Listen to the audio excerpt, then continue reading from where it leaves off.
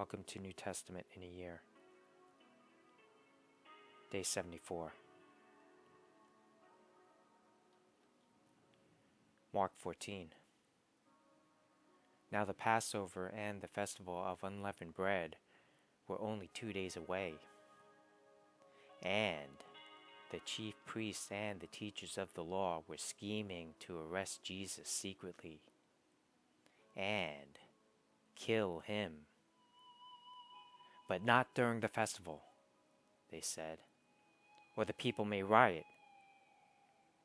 While he was in Bethany, reclining at the table in the home of Simon the leper, a woman came with an alabaster jar of very expensive perfume, made of pure nard. She broke the jar and poured the perfume on his head. Some of those present were saying indignantly to one another, "Why this waste of perfume? It could have been sold for more than a year's wages and the money given to the poor." And they rebuked her harshly. "Leave her alone," said Jesus. "Why are you bothering her? She has done a beautiful thing to me. The poor you will always have with you, and you can help them anytime you want. But you will not always have me." She did what she could. She poured perfume on my body beforehand to prepare for my burial.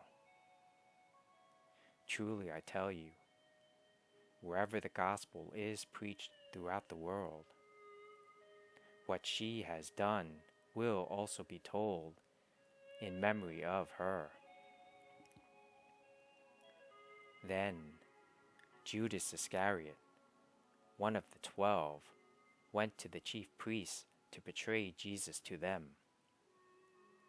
They were delighted to hear this and promised to give him money. So he watched for an opportunity to hand him over. On the first day of the festival of unleavened bread, when it was customary to sacrifice the Passover lamb, Jesus' disciples asked him, "Where do you want us to go and make preparations for you to eat the Passover?" So he sent 2 of his disciples, telling them, "Go into the city, and a man carrying a jar of water will meet you. Follow him.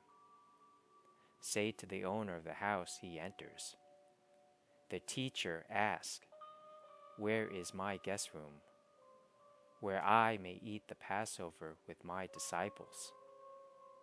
He will show you a large room upstairs, furnished and ready. Make preparations for us there." The disciples left, went into the city, and found things just as Jesus had told them. So they prepared the Passover. When evening came, Jesus arrived with the 12. While they were reclining at the table, eating, he said, "Truly I tell you, one of you will betray me, one who is eating with me." They were saddened, and one by one they said to him, "Surely you don't mean me?"